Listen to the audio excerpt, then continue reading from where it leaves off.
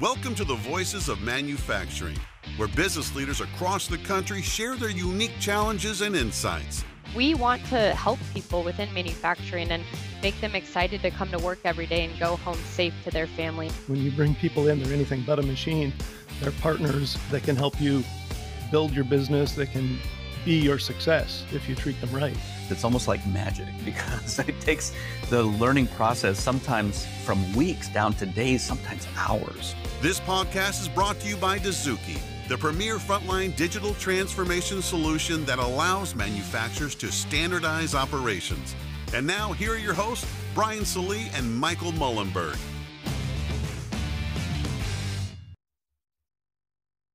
In our last episode with Jared Zapala, I walked away from that conversation feeling really intrigued by the way Jared and his leadership team have found ways to engage their frontline employees. And what really stood out to me is they've empowered their employees with the ability to make decisions and really take ownership of their processes.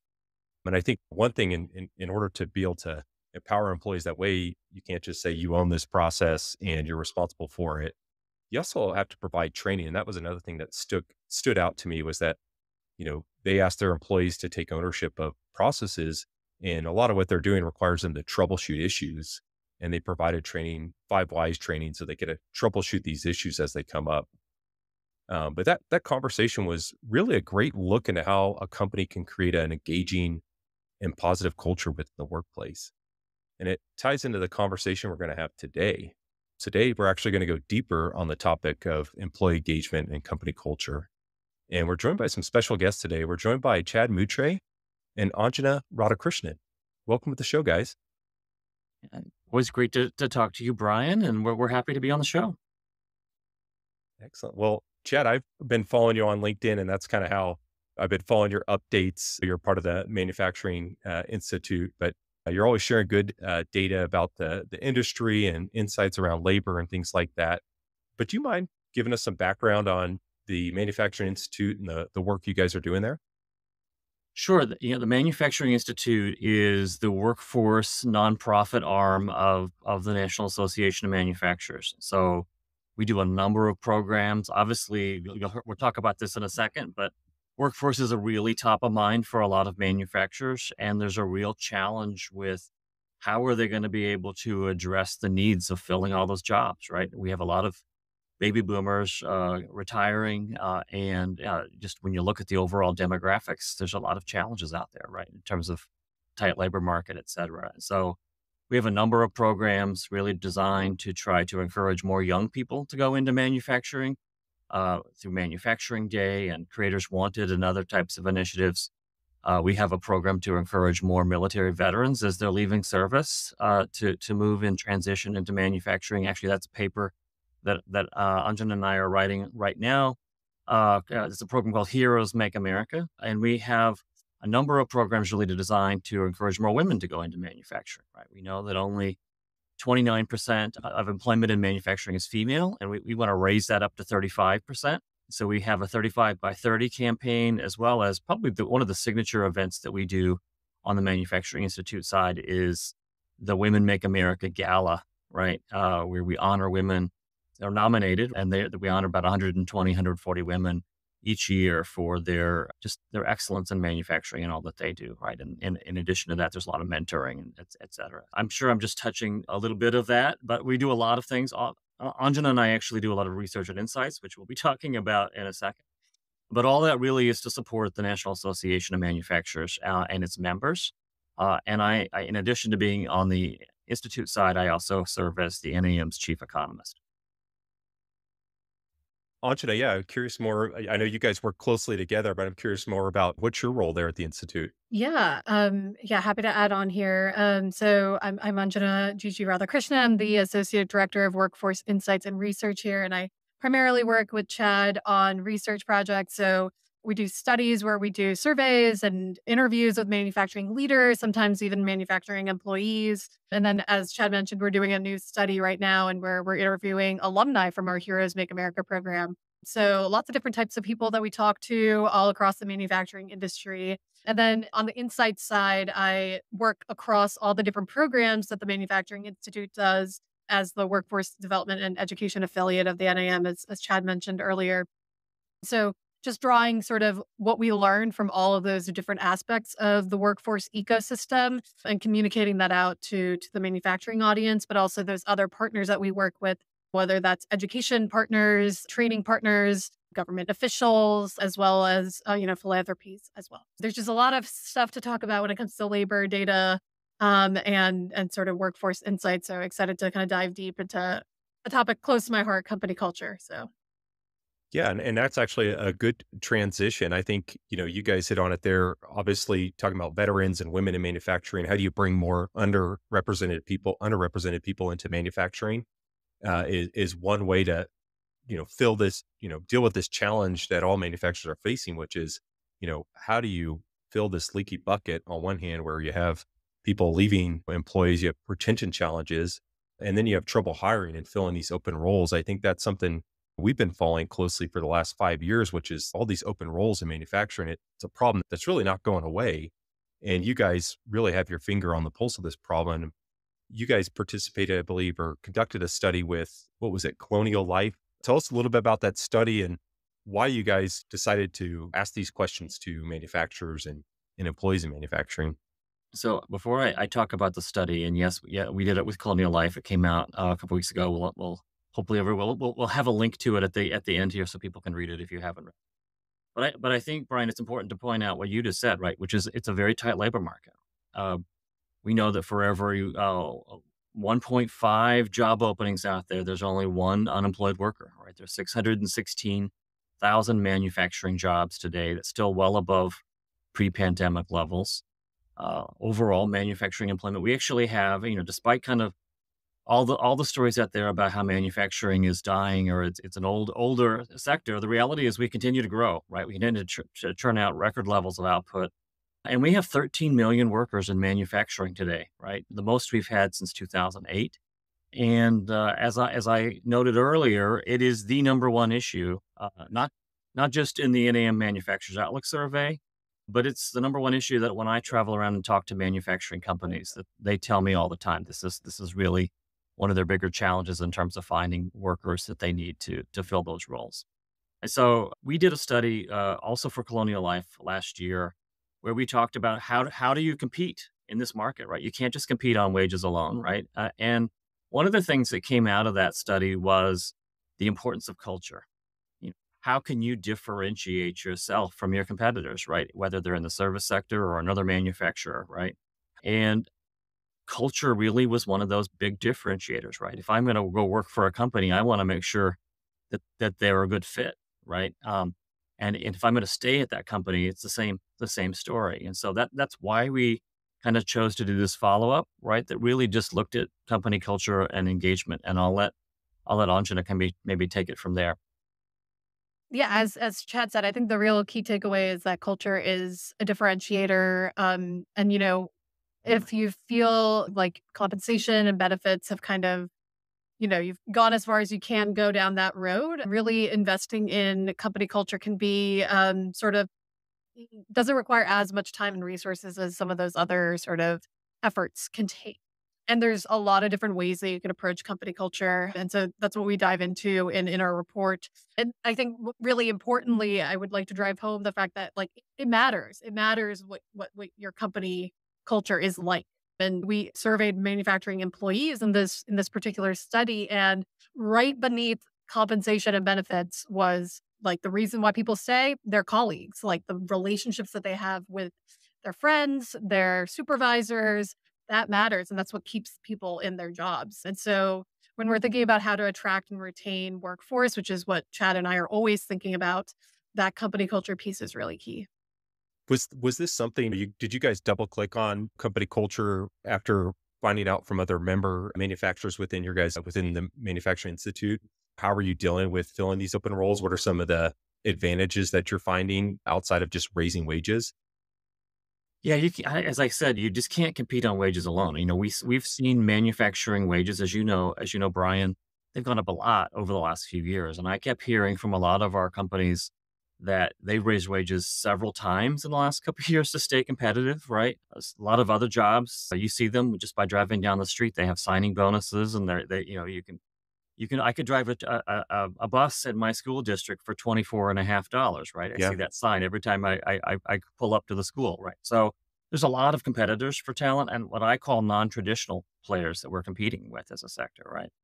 And so we could play that game of, you raise a dollar, I'll raise a dollar, right? But that's a zero-sum game. You have to find other ways that you can compete. Yes, we are competitive. We still pay more than most other sectors, but you've seen that gap narrow between what we pay and a lot of other like service sector jobs, especially, and that's made it a much more competitive landscape.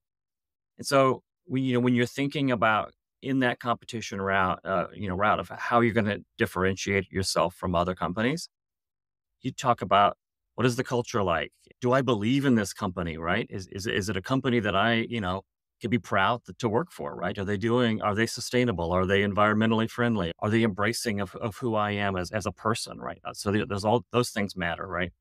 But there are also elements of professional development that are part of that conversation, right? Are they going to continue to invest in me and care about what I'm thinking enough that, hey, this is going to be a place where I can feel at home? And I think the one thing that came out of both the employee and the employer survey that we did was this need to be family friendly.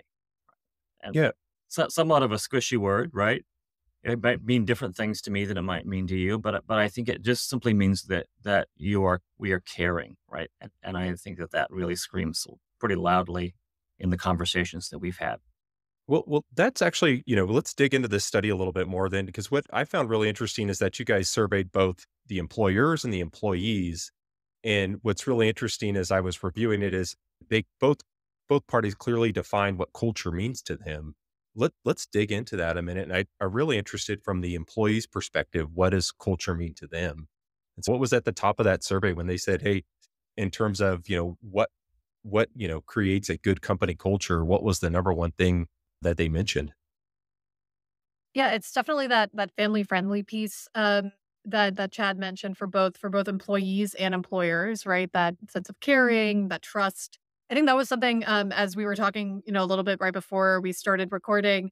We recently did a workforce summit down in Atlanta, and we had a brewing solutions room where folks could, grab a beer, have a popsicle, come hang out with us, and talk about some topics. And I led a discussion on company culture.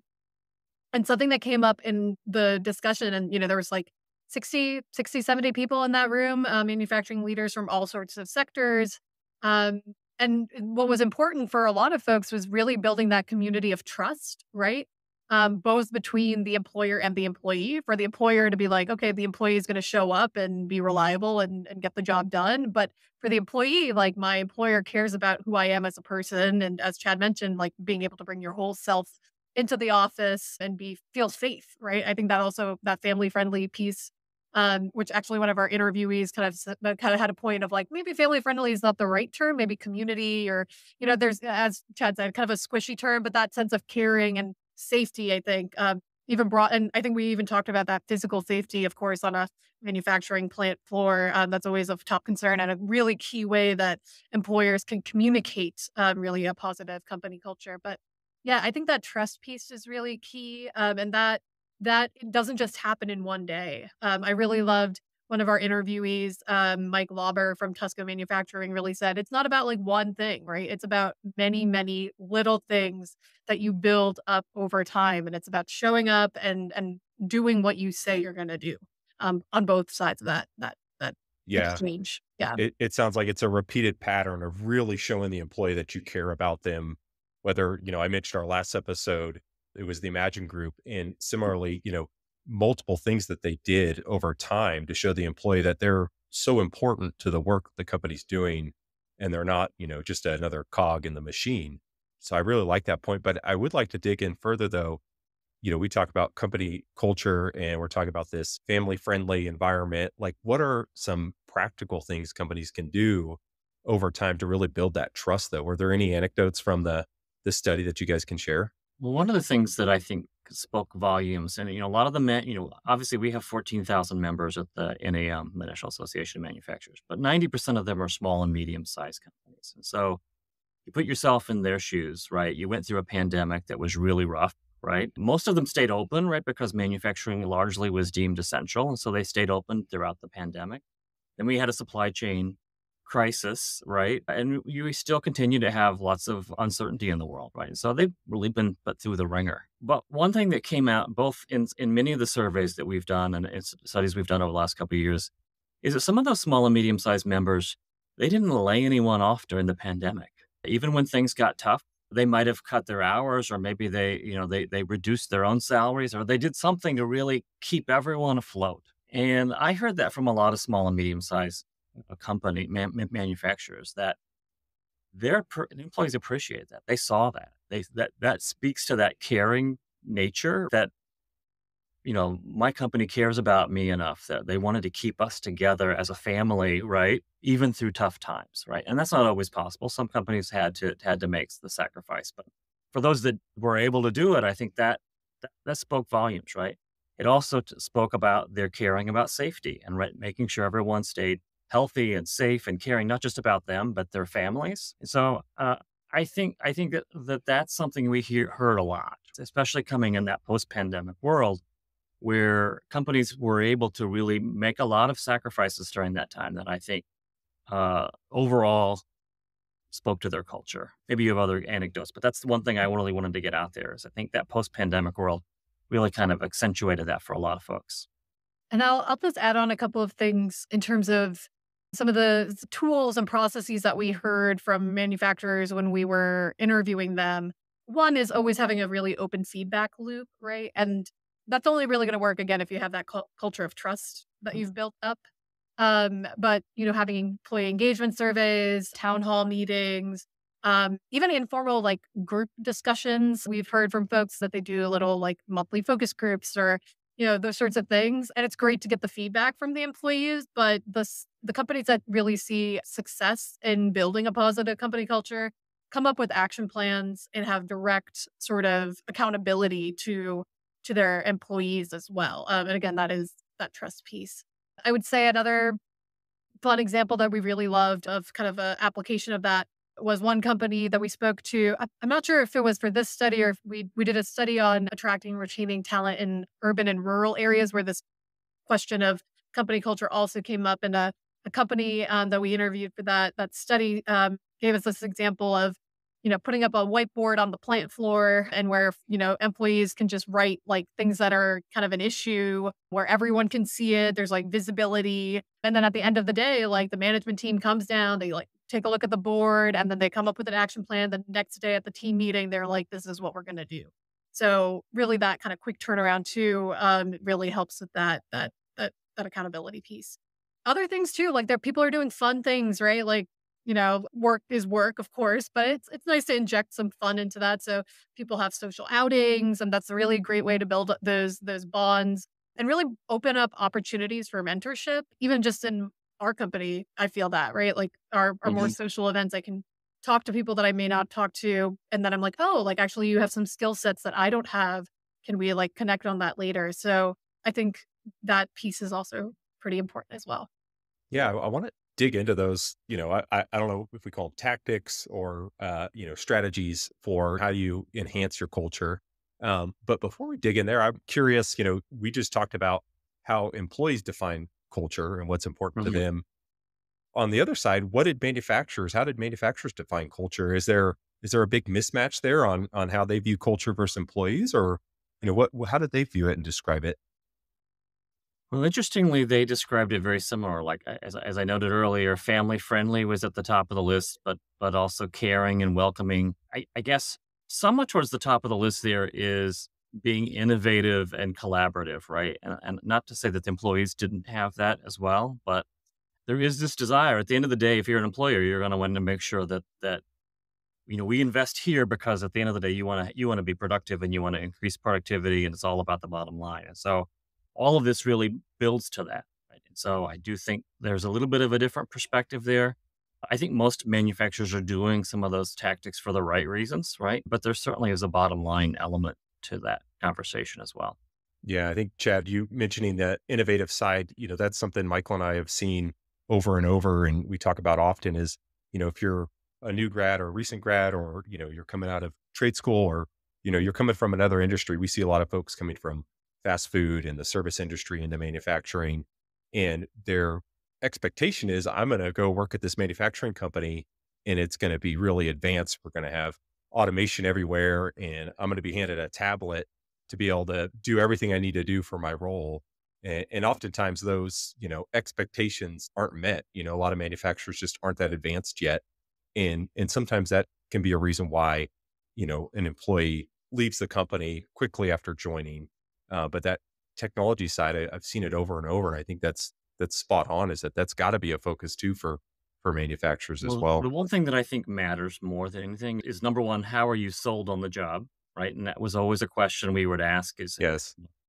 I'm coming in to apply for you. Tell me, Chad, why should I come work for you? Right. So there's a little bit of the selling, but the other part of it is the onboarding process. And I think we've had a lot of innovative conversations about, what does onboarding look like? I know that there is one company in Iowa that has a week-long onboarding program, right? It's kind of, and that, because they implemented that, their retention issues have really fallen by the wayside. They don't really have a huge retention problem, because in that program, it really talks about, what does it mean to be a manufacturing employee? What are your expectations?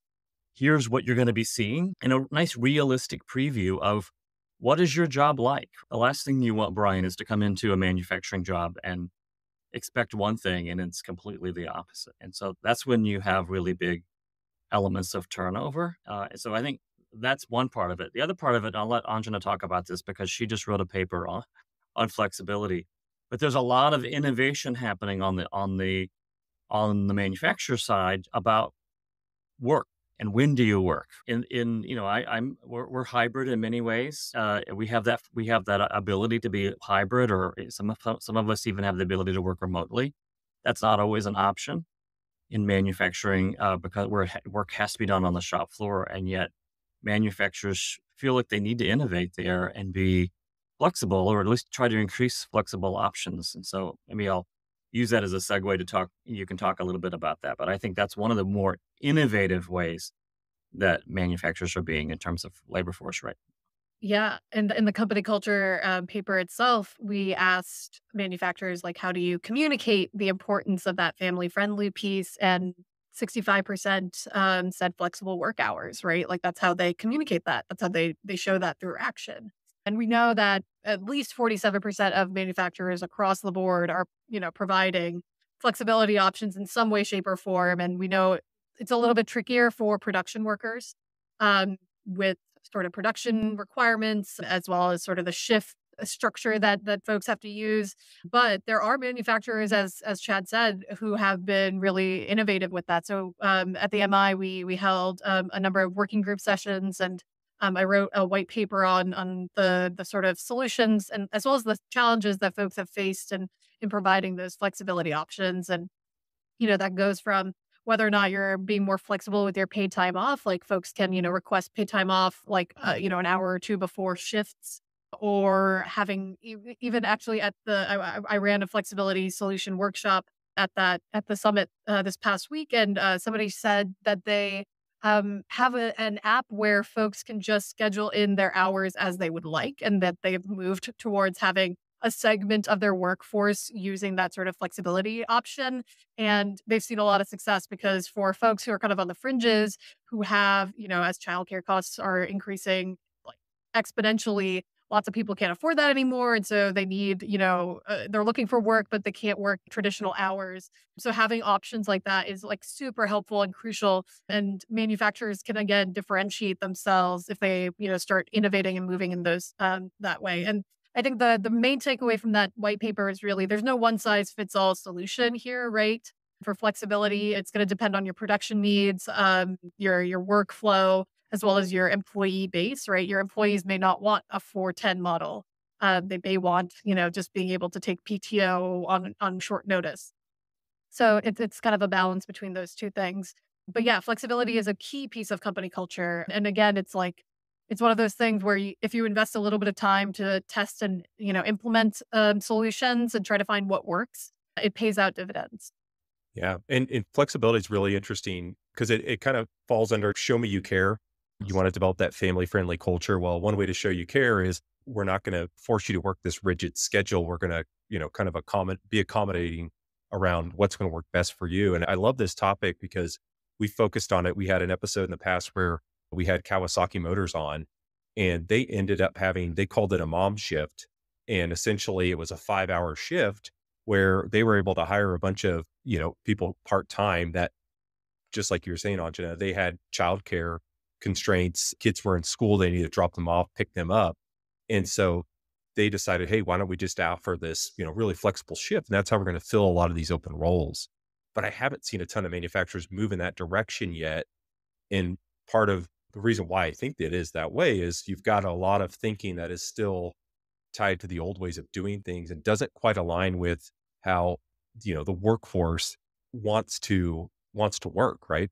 Everybody's used to flexibility. As you mentioned, Chad, you guys have a hybrid model where we've seen, a lot of, obviously you can drive for Uber or DoorDash. Like there's a lot of flexibility in terms of, if you're going to go seek employment, there's a lot of options out there that offer that flexibility. Manufacturers have to offer that flexibility as well. How do they do it?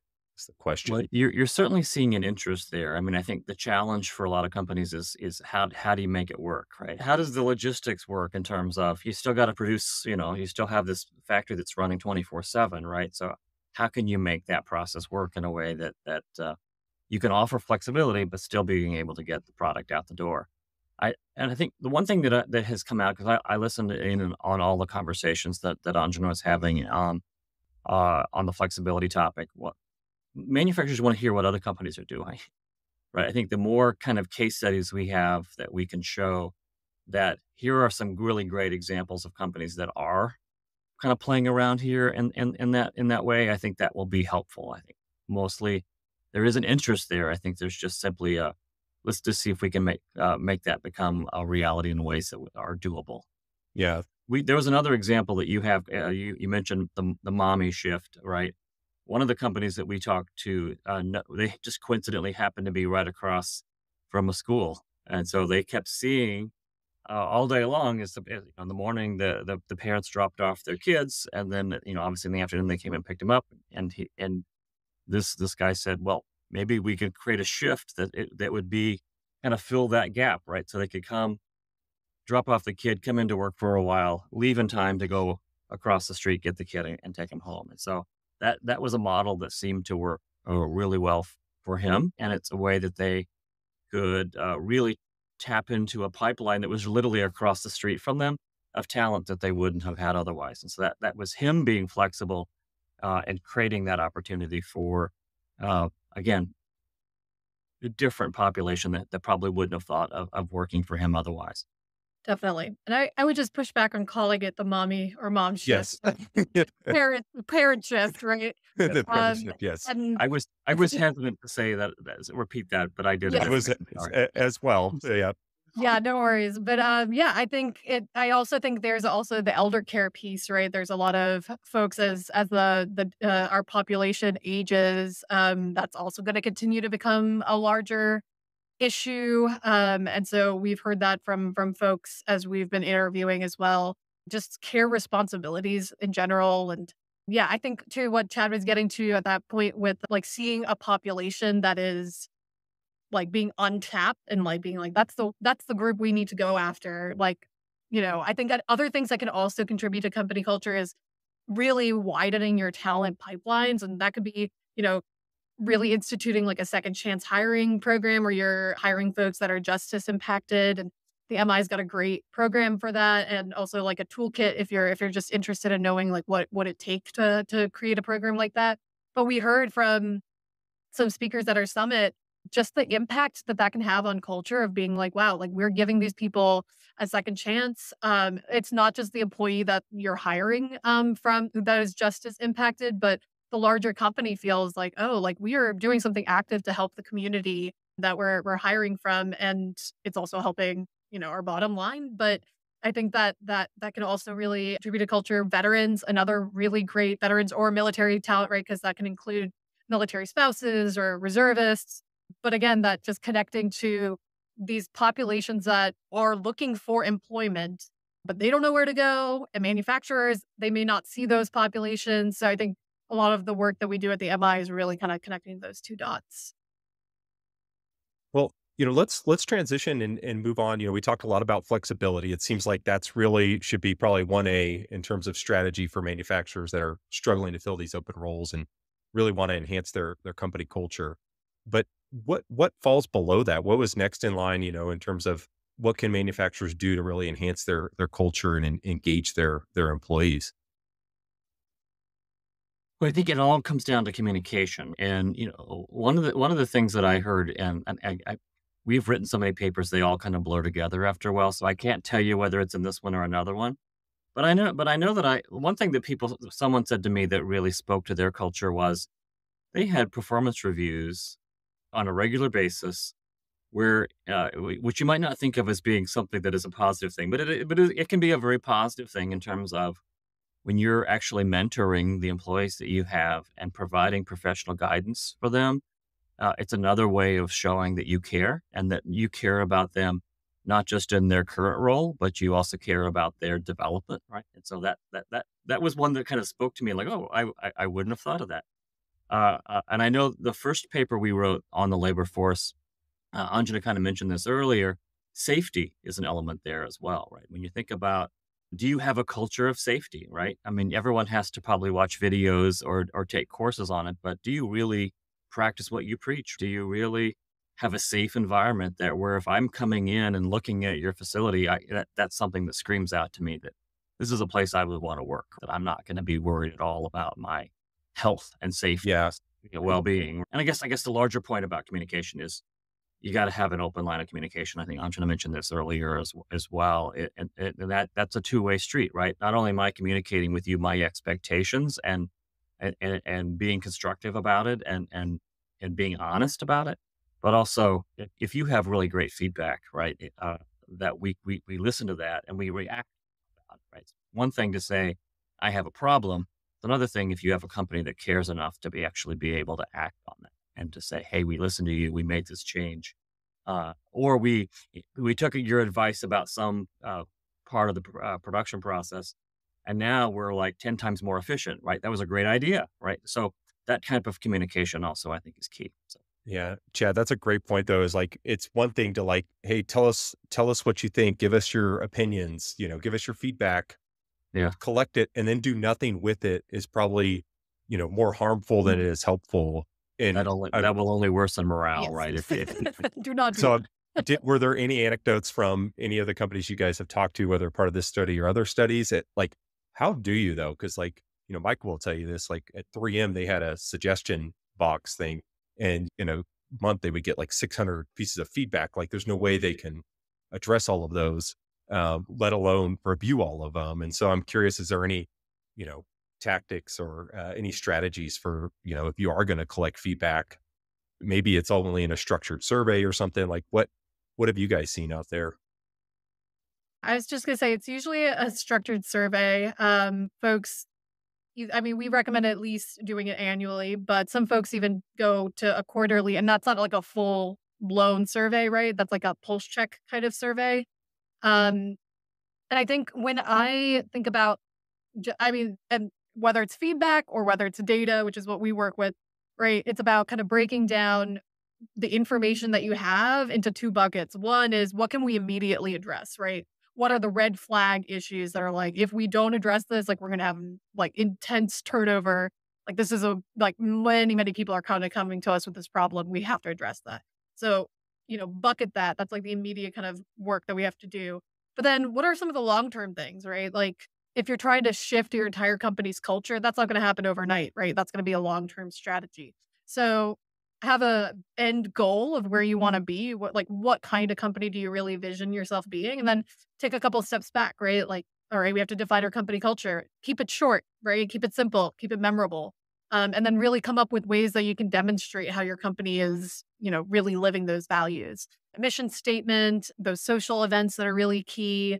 yeah, just kind of, I think kind of parceling those out into like the red flag, the immediate actions, and the long-term vision kind of helps to break down when you have like a lot of feedback or data.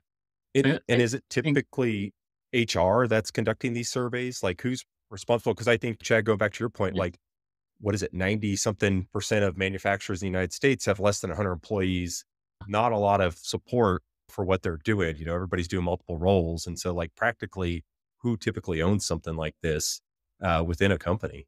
Well, I mean, the HR probably is the one that conducts those actual employee engagement surveys, but it's got to be something that comes from the top and has to be appreciated and really enforced at the top. And I think that's really the only way it's going to really have any true meaning is if your senior leadership not only sees it, they see where there are holes that need to be filled in, and if you don't, then it's not really going to go anywhere. The other thing I wanted to add here, and I know this came out in your session that you had the other day, Anjana, at the summit, but it's something that I've always been known as a walker. I'm never going to pick up the phone and call you. If you're in the office, I'm going to come over and I'm going to be at your desk. As Anjana will tell you, I'm suddenly just appear right next to you. My favorite. Uh, but walking around, right? And so I think the other element, in addition to kind of a survey, is you got to walk around. You got to get on the shop floor and actually get down and talk to workers and hear them. Get them. They have to know you. Do they know you who you are? Do you know who they are by first name? I think once you have a relationship like that, and there's a level of trust, you're going to learn things about the overall process or about overall opinions in ways that you wouldn't if you were just sitting in your office. And so the other element besides the official survey that I would suggest, and again having senior leadership kind of buying into it, is you got to be a walker, right? As annoying as it might be for some, you got to get out there and you got to walk around and get to know your people. I'll give a little anecdote here. I used to be at a business school dean a long time ago, 20 years ago. And when I left, I walked around the building and introduced the incoming dean to everybody in the building. And she's like, "How do you know all these people?" And I'm like, "It's because I walk around and I talk to them, right?" And I think that really spoke about caring for other people, but also that's how you get things done, I think, and be able to make change. Yeah, and I'll just add on to that. I think one of my favorite quotes from the study comes from Stephen Bullock, who is the president at Power Kerber Companies, and that leadership piece is really important. And he said in our interview, "We don't hire jerks, and we don't put jerks in positions of power." And I think that's really important, right? Like, and that came up a lot in that Brewing Solutions room that we were in. That the importance of like the leadership, and not just at the very very top, but also that frontline supervisor, the plant manager level, that the people in those positions care and that they are also communicating that company culture and embody that company culture on a day-to-day basis. And so they're the ones who are going to be the ones, like if HR does the employee engagement survey, they're going to be the ones who are like carrying out whatever new action or next step that is going to emerge from that. So getting their buy-in and making sure everyone is in on that same page in terms of values and mission is also really critical. It's really interesting as we're talking about this. And like Chad, you gave the example of go walk the floor. My mind just keeps hearing lean, lean, lean. And it's really, obviously, lean is such a great methodology. But a lot of the stuff that we're discussing here, this is part of the lean methodology that not every manufacturer practices, but that might be something for our listeners to look into. If you're listening to this and you haven't explored lean yet, a lot of this is part of the lean methodology. So definitely encourage you to take a look at that. Next thing I wanted to hit on here, and we talked a little bit about onboarding, but just kind of the broader theme of training and development. I think that's really key for a lot of manufacturers right now. Manufacturing's advancing at a rapid pace with technology, automation, and all kinds of different software coming into the factory. Employees are coming in and the skill level is lower than it's ever been. We always joke the first day of training, we're going to teach you the difference between a Phillips and a flathead screwdriver. Like that's the level of skill right now of talent coming in. And so training and development has become extremely important. And I'm curious, how do employees view training and development when it comes to the importance of culture and engagement? And what things are they looking for besides just good onboarding? Well, I think it comes down to, I kind of mentioned it earlier when I was talking about your review time, right? Yeah. Well, does my employer care about me? Are they investing in me? Are they continuing to invest in me? We did a study on the aging workforce. It's been 2 or 3 years ago now, and I think there's this kind of perception out there, especially in a lot of other occupations, where once you get to a certain age, your company stops really caring. They're going to invest in younger workers, and I don't think that's true in manufacturing. But I think everyone really needs that training and upskilling, especially to keep up in kind of a fast changing world. But there is a value there in knowing that my company still cares about me enough to make sure that I'm doing my best, and being developed to be able to do that. So that's I think the thing that I hear about the most, right? The other element here is it goes beyond skills, quite frankly. I think one of the things that I heard, we did a study a year or so ago on future oriented skills. We went out and we asked, what does manufacturing look like in 5 years or 10 years, et cetera? And what are the skills that are going to be important? And certainly we got into a lot of technical skills there. But the one skill that was pretty constant across the board was the need for soft skills. Are you writing effectively? Can you communicate effectively orally? Can you do you show up on time? Or do you have a strong work ethic? All those soft skills are things that everyone has the ability to do, and we all can fine tune and improve those. But they also, I think, are something that unfortunately we have kind of drifted away from in our society, right? And so that's probably even more true, Brian, with what you were saying with some of those entry level workers. Those soft skills matter, and they often are the ones that are going to get you that job, but also ones that can be enhanced, I think, once you're in the role. Yeah. And I would say there's a lot of really great opportunities for manufacturers to partner with people in the workforce system. I think sometimes companies or organizations think that they have to do it all themselves. And there are a lot of really great partners, whether it's community colleges that are excited and looking for opportunities to really connect with companies and provide that educational background. And we have programs at the MI like FAME and Heroes Make America, which we had mentioned. And that the FAME program, which was founded by Toyota back in 2010, we actually do that like soft skills training as well. So there are a lot of really great partners out there. And I think it's about, unfortunately, we're all always pressed for time and money, right? And so it's how do we find those resources? How do we get connected to that? And I may be biased, but I think the MI is a great place to come find that information. We're in a lot of different kind of pots, and so we can kind of redirect people as you will. But yeah, that training and upskilling piece is so important, even on a personal note. Like I joined this company and, within a year, they were willing to invest in my training and my professional development. And I feel like, wow, like they care about me and they care about who I am, like as a person and as a professional. And I feel invested. So I think it's a very simple concept, but then kind of doing the practical piece can be difficult. And for that, I would say you're not alone. There's partners out there. So try to find that in your community. Yeah. Yeah. The other two things I want to add to that, mentorships. The other big thing is that some companies have formal mentorships, some of it are more informal, but those mentors can be helpful. Even reverse mentorships can be helpful, and I think a lot of manufacturers are doing that. And the other element, and you hinted about this already, Brian, and that is we live in a very fast changing technological world. There were more robots purchased last year than any year in history, and a lot of manufacturers are incorporating automation into their processes, right? So we got to be able to keep up with that technology. And so I think that just simply puts a larger onus on manufacturers to make sure their workers are upskilled and trained for that. And that's either through taking courses, as Anjana mentioned, or it's maybe through augmented reality and some of the glasses that can help kind of do some of that on the spot. So there's a lot of unique opportunities out there to train even while you're working, right? Using some of those new technologies. Well, this has been a great conversation. I appreciate both of you coming on the podcast, and tell me otherwise, but it sure seems like when you really break all this information down that you guys collected in this study, the North Star for a company really needs to be focused on showing the employee that you care about them, whether it's training, communication, flexibility, like they all kind of roll up under that theme of showing that you care about me. Is that kind of the takeaway here? Yeah, I think you wrapped it up really well there, Brian. We actually worked with PwC recently on kind of taking this culture piece to that next step where you were like, you just laid out like there's a lot of different components and that paper that we worked on them with kind of looks at that employee experience as a whole and having that mindset of that. And I would say somebody in one of the workshops that I ran really made a great point. She was like a plant manager at 3 different locations.